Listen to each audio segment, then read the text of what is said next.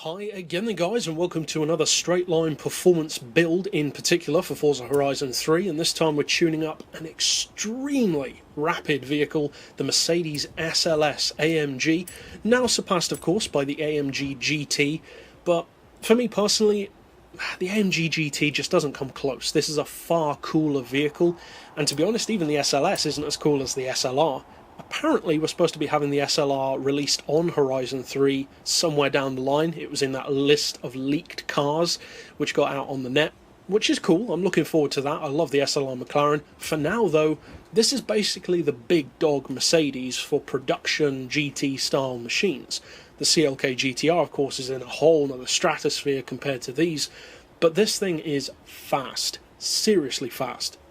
Now for the engine, you can see I've fitted it with that 1500 horsepower Aventador V12. I would of course recommend all-wheel drive. If you don't want to fit it, that's fine. Don't expect the same launch off the line, but it's down to personal preference. Aspiration, I would recommend having twin turbo, of course, to get that full 1500 horsepower.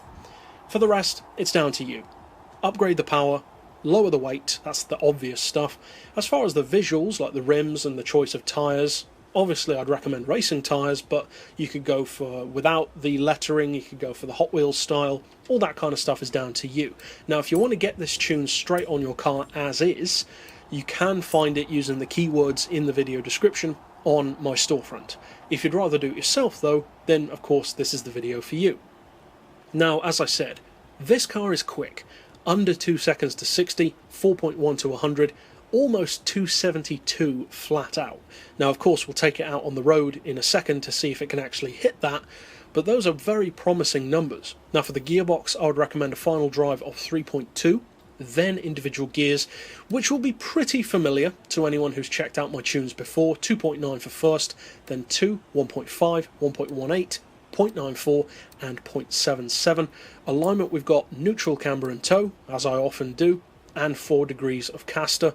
Anti-roll we've got on 24 and 23, springs on 177, 221, and I've opted for the lowest ride height. Dampers we've got on 13, 15, 6 and 7. Aero doesn't apply on this one. And again, any who are familiar with my tunes will know the drill. 100% on acceleration, 0 on decel, but feel free to try other setups, that's fine.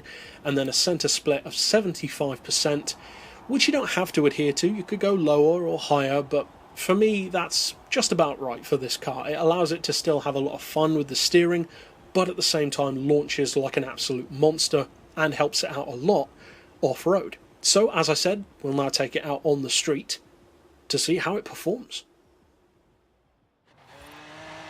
Now, as you'd expect, this is one of those cars that has no trouble whatsoever rocketing up to that benchmark speed, and it's actually banging on the red line at that speed, so if you want to take down the final drive even more, you could probably get even more speed out of it. But that's basically the canvas for you to work from. By all means, try and make it even quicker than I have. That is, after all, the point of these tunes.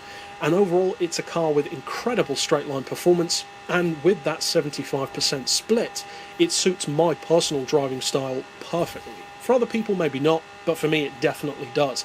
And I have to say, the brakes in particular on this car are incredibly good. They really are remarkable.